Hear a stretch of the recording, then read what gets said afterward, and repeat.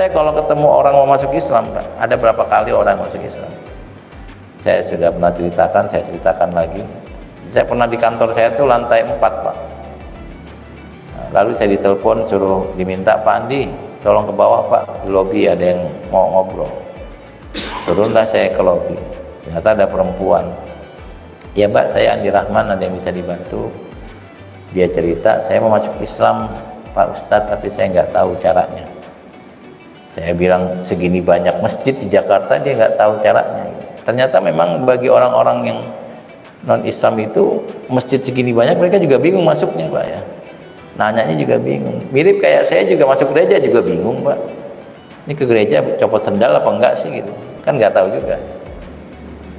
Saya bilang, Mbak mau masuk Islam? Iya. Yakin Mbak? Ya gimana ya? Ya kalau nggak yakin nggak apa-apa. Emang ini kan pilihan besar, pasti masih ragu-ragu. Langsung saya tulis syahadatnya Pak, pakai Latin. Ayo Mbak, ikuti saya. Asyhadu alla ilaha illallah, diikuti. Wa anna Muhammadar Rasulullah, diikuti. Selesai saya bilang, Mbak sekarang Muslim, saya Muslim. Bedanya Mbak nggak punya dosa, saya dosanya banyak.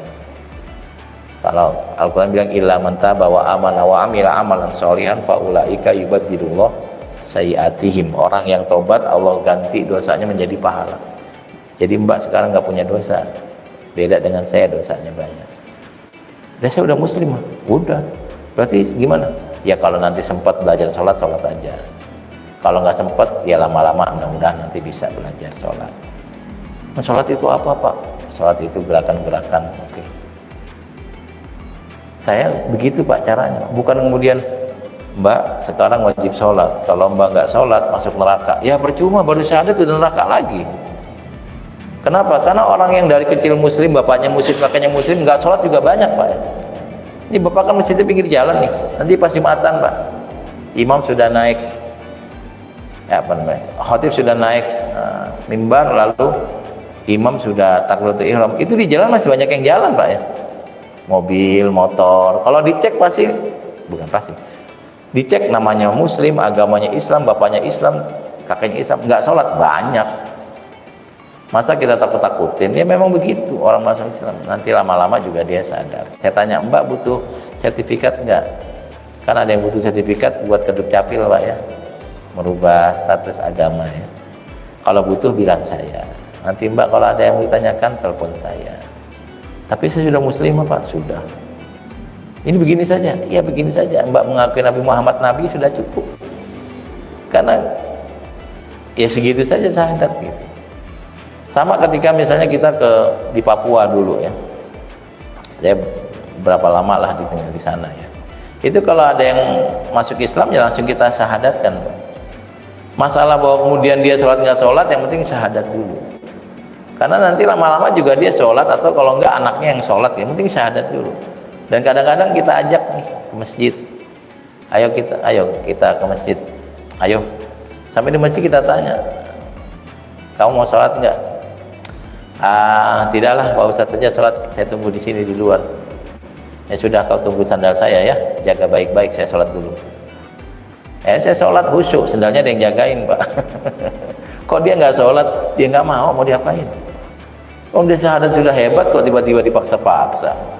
Yang dari kecil Muslim juga nggak sholat banyak, tiba-tiba yang baru. Itu butuh proses. Nanti kalau dia ada waktu juga dia sholat. Gitu kira-kira versi saya Pak. Nah, dalam perspektif fikih, wal kafir idza aslama, orang kafir yang sudah masuk Islam, bukan yang baru mau masuk Islam. Nggak boleh Pak. Apalagi kalau mau masuk Islam, nanti kita bikin acara dulu Pak, insya Allah mungkin hari Selasa lah, nanti Bapak pakai baju yang rapi, nanti kita syahadatkan. Nggak boleh Pak. Orang masuk Islam langsung syahadatin aja.